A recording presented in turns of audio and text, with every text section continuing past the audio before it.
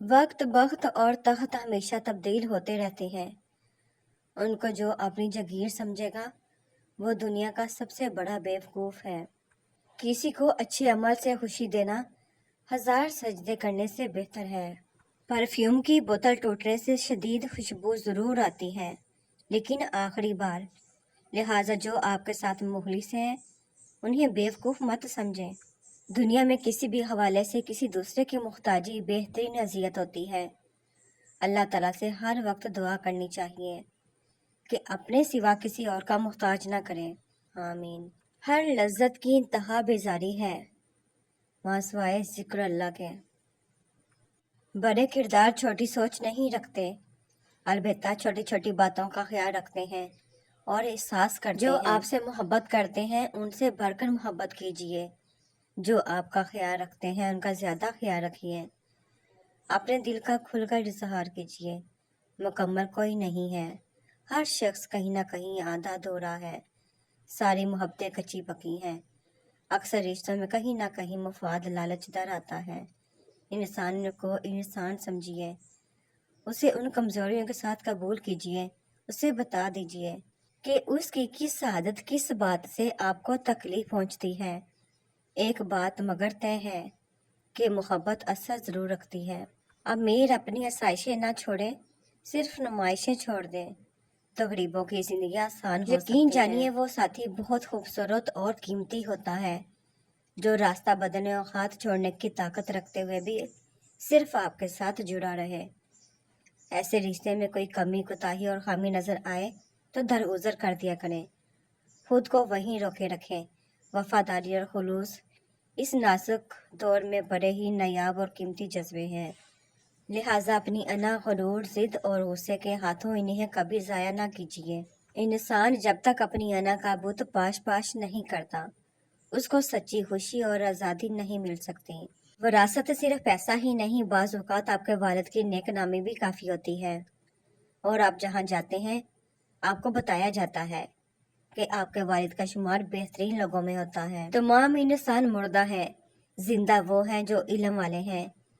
تمام علم والے سوئے ہوئے ہیں، بیدار وہ ہیں جو عمل والے ہیں۔ تمام عمل والے گھاٹے میں ہیں، فائدے میں وہ ہیں جو اخلاص والے ہیں۔ تمام اخلاص والے خطرے میں ہیں، کامیاب وہ ہے جو تکبر سے پاک ہے۔ اپنے وہ ہوتے ہیں جن کو ہمارے درد کا احساس ہوتا ہے، ورنہ خیریت اور راستے میں آنے جانے والے لوگ بھی پوچھ لیتے ہیں۔ کبھی خود پہ کبھی حالات پہ رونا آیا، بات نکلی تو ہر ایک بات پہ رونا آیا۔ کسی کی میٹھی باتوں کا مطلب ہرگز نہیں کہ آپ اس کے لیے خاص ہیں۔ بعض اوقات کبوتر کو کھلانے کے لیے ہی بلکہ اسے پکڑنے کے لیے بھی دانہ ڈالا جاتا ہے۔ کوشش کرو جس چیز کے لیے خود ترسے ہو کوئی دوسرا آپ کی وجہ سے نہ ترسے، پھر چاہے وہ رشتے ہوں، خوشیاں ہوں یا سکون۔ پہلے شرم کی وجہ سے پردہ کیا جاتا تھا، اب پردہ کرتے ہوئے شرم آتی ہے۔ پتہ نہیں لوگ اتنی چالاکیاں کیوں کرتے ہیں، ساتھ بھی رہتے ہیں، جلتے بھی ہیں، رشتے بھی رکھتے ہیں، دشمنی بھی نبھاتے ہیں، تعریف بھی کرتے ہیں اور پیٹھ پیچھے برائیاں بھی کرتے ہیں۔ شکر اس مقام کو کہتے ہیں جہاں اللہ کی رضا اور آپ کی خواہش ایک ہو جائے۔ بہت وقت لگا مجھے، لیکن یہ جان گیا ضرورت ہوتی ہے سب کو ضرورت کی حد تک۔ کسی ناپسندیدہ بات پر خاموش رہنا، ظرف اور معاف کر دینا اعلیٰ ظرفی ہے۔ جس خاص کے لیے آپ خاص نہیں اسے عام کیجیے، قصہ تمام کیجیے۔ گفتگو میں بے احتیاطی رشتوں کو کچل دیتی ہے۔ آپ کے الفاظ آپ کا عکس ہوتے ہیں، بعد میں وضاحتیں دینے سے کچھ بھی حاصل نہیں ہوتا۔ دروازے کے باہر پڑی باپ کی جوتی کا بھی رعب ہوتا ہے۔ کچھ رشتے صرف رشتے نہیں ہوتے، آزمائش بھی ہوا کرتے ہیں۔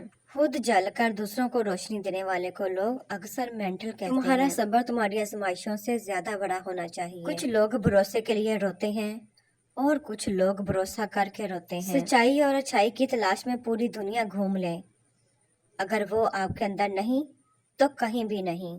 اپنا حصہ مانگ کر دیکھو، سارے رشتے بے نقاب ہو جائیں گے، اور اپنا حصہ چھوڑ کر دیکھو، کانٹے بھی غلاب ہو جائیں گے۔ کبھی کبھی ہمارا واحد سکون یہی ہوتا ہے کہ ہماری نیت اچھی تھی اور دل صاف تھا، تھوڑی دیر ہی صحیح، مگر یہ سمجھ تو آیا آپ کا سب کے لیے اچھا ہونا آپ کے لیے اچھا نہیں ہوتا۔ آزاد کر دیا میں نے ہر شخص کو اس کے کیے وعدوں سے، دعووں سے، لوگوں کے ساتھ ان کے کردار کے مطابق نہیں بلکہ اپنی تربیت کے مطابق رویہ اختیار کیجیے۔ جو دوسروں کے گھروں کو آگ لگاتے ہیں ان کے اپنے گھر بھی جل جایا کرتے ہیں۔